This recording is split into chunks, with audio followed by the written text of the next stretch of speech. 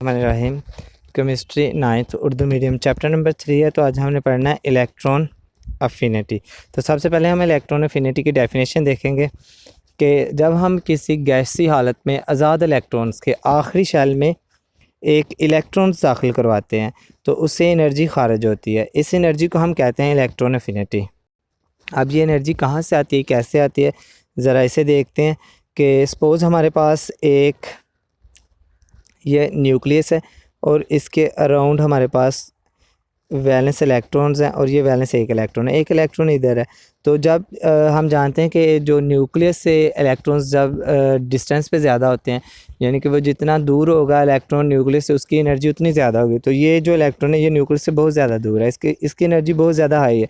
जब इसने इस ऑर्बिट में आना है तो इसके पास जितनी भी एनर्जी है इसे वो रिलीज़ करना पड़ेगी और सिर्फ इस ऑर्बिट में जितनी एनर्जी चाहिए उतनी पास रखना पड़ेगी।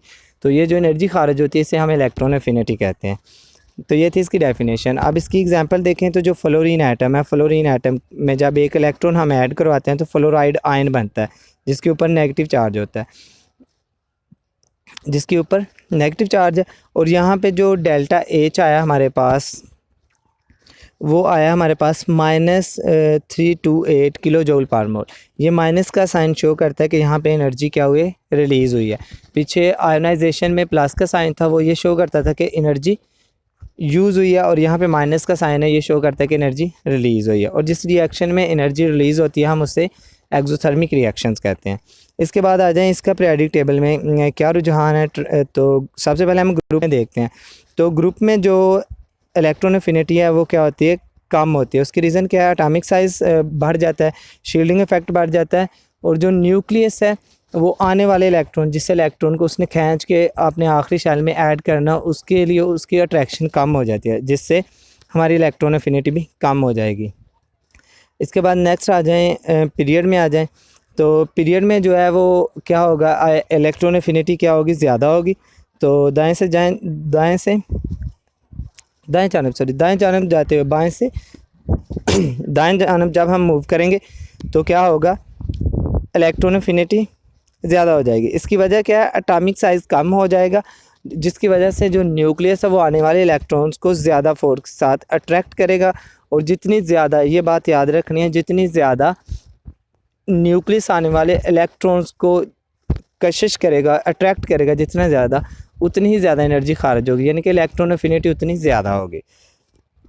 इसके बाद इसमें से जो शॉर्ट क्वेश्चंस बनते हैं वो सबसे पहले शॉर्ट क्वेश्चन इलेक्ट्रॉन अफिनिटी की तारीफ़ और मिसाल दें, ये ऊपर लिखा हुआ है।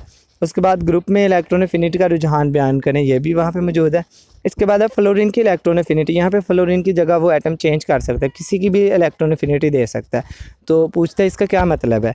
तो जितनी किसी मालिक्यूल की या किसी भी कंपाउंड एलिमेंट जो भी है उसकी इलेक्ट्रॉन अफिनिटी उसने दी है, उसका मतलब है, इसके साथ यूनिट है किलो जूल पर मोल। इसका मतलब है अगर 1 मोल आपके पास क्लोरीन एटम्स हो और उनमें इलेक्ट्रॉन्स ऐड करवा के हमने 1 मोल ही फ्लोराइड आयंस बनाने हैं, तो 1 मोल फ्लोराइड आयंस बनाने के लिए बनाएंगे जब, तो इतनी अमाउंट ऑफ एनर्जी क्या होगी, रिलीज़ होगी। ये एनर्जी रिलीज़ होगी जो उसने दी होगी वैल्यू। तो इधर 328 किलो जूल एनर्जी रिलीज़ होगी जब 1 मोल फ्लोराइड आयंस बनेंगे। तो 1 मोल फ्लोराइड आयन में कितने आयंस फ्लोराइड के होंगे, वो एवोगाड्रोस नंबर के बराबर होंगे, जो क्या होंगे 6.2 10⁻23 के इक्वल होंगे। अगर किसी बच्चों को यहाँ तक कोई कन्फ्यूजन हो तो वो कमेंट्स में क्वेश्चंस पूछ सकता है। Thank you.